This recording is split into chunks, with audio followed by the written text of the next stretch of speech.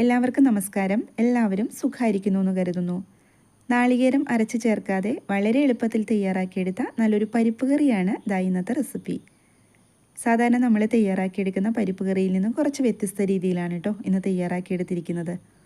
ഓണസദ്യയിൽ പരിപ്പ് കറി വിളമ്പാറുണ്ട്. അപ്പോൾ ഇന്നത്തെ വീഡിയോ കണ്ടിട്ട് ഇഷ്ടമാവുകയാണെങ്കിൽ ഈ ഓണത്തിന് ഇതുപോലൊരു കറി തയ്യാറാക്കി നോക്കൂ. ചോറിൻ്റെ കൂടെ കഴിക്കാനായിട്ട് പ്രത്യേകിച്ച് മെഴുക്കുവരട്ടിയോ തോരൻ്റെയോ ഒന്നും ആവശ്യമില്ല.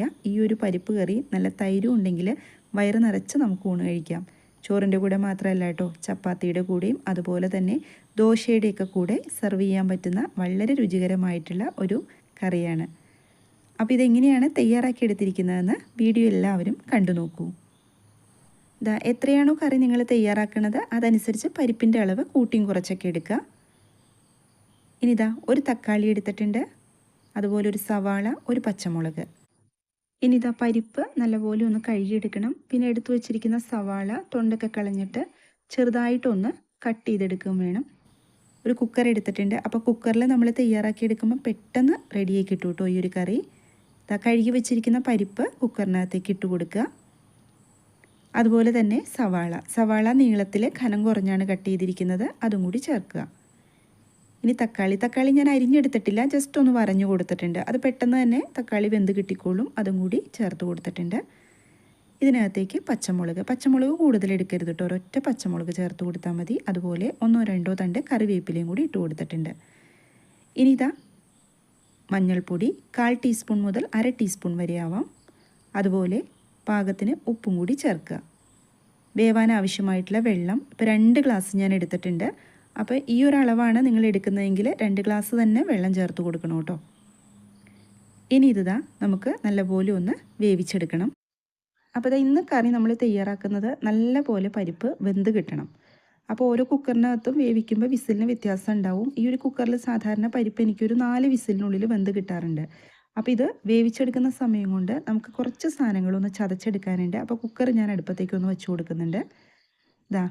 എരിവിനാവശ്യമായ കുരുമുളക്, കുറച്ച് ചെറിയുള്ളി, ഒരു 10-15 ചെറിയുള്ളി, അതുപോലെ തന്നെ വെളുത്തുള്ളിയുടെ ആ തൊണ്ട് കളയരുത് കേട്ടോ, നല്ലപോലെ ഒന്ന് കഴുകിയെടുക്കുക. ഇതൊരു ഇടികല്ലിൽ വെച്ചോ അല്ലെങ്കിൽ മിക്സിയുടെ ജാറിനകത്ത് വെച്ചിട്ടോ നല്ലപോലെ ഒന്ന് ചതച്ചെടുക്കുക. ഈ ഒരു സമയം കൊണ്ട് നമ്മൾ വേവാൻ വെച്ചിരുന്ന പരിപ്പും തക്കാളിയൊക്കെ നല്ലപോലെ വെന്ത് കിട്ടിയിട്ടുണ്ട്. വെന്ത് ഇതുപോലെ ഒന്ന് ഉടച്ചെടുക്കുക. അപ്പോൾ ചിലവർക്ക് ഇതുപോലെ പരിപ്പങ്ങ് വെന്തുടയുന്നത് അത്ര ഇഷ്ടം ഉണ്ടാവില്ല. അങ്ങനെയാണെങ്കിൽ പരിപ്പ് അത്ര വേവിച്ച് എടുക്കണമെന്നില്ല കേട്ടോ. പക്ഷേ ഞാൻ പറഞ്ഞ പോലെ ഈ കറിയിൽ നല്ലപോലെ ഉടച്ചെടുക്കുന്നതാണ് നല്ലത്. ഇനി നമുക്ക് പെട്ടെന്ന് തന്നെ തയ്യാറാക്കിയെടുക്കാം കറി. ഒരു മൺചട്ടി വെച്ച് കൊടുത്തിട്ടുണ്ട്. മൺചട്ടി നല്ലപോലെ ചൂടായി കഴിയുമ്പം അതിനകത്തേക്ക് വെളിച്ചെണ്ണ ചേർത്ത് കൊടുക്കുക. ചൂടായ വെളിച്ചെണ്ണയിലേക്ക് കുറച്ച് കടുക് നല്ലപോലെ ഒന്ന് പൊട്ടി വന്നു കഴിയുമ്പം അതിനകത്തേക്ക് ചെറിയ ജീരകം 1/4 ടീസ്പൂൺ മുതൽ 1/2 ടീസ്പൂൺ വരെ ആവാം ചെറിയ ജീരകം ചേർത്ത് കൊടുക്കുക. അതുപോലെ 3-4 വറ്റൽ മുളകും കറിവേപ്പിലയും കൂടി ഇട്ട് കൊടുത്തിട്ടുണ്ട്.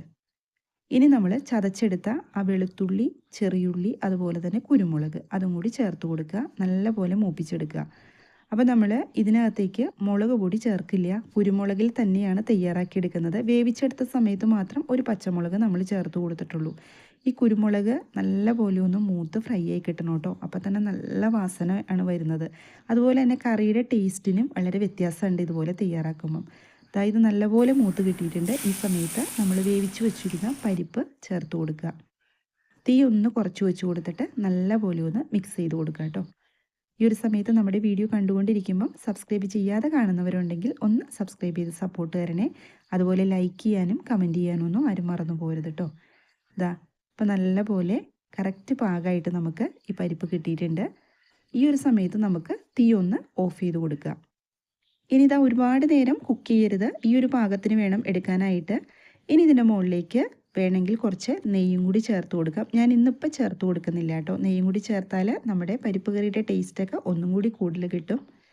അപ്പോൾ ഇതുപോലെ ട്രൈ ചെയ്ത് നോക്കാത്തവരൊക്കെ ഉണ്ടെങ്കിൽ എന്തായാലും ഒന്ന് തയ്യാറാക്കി നോക്കൂ.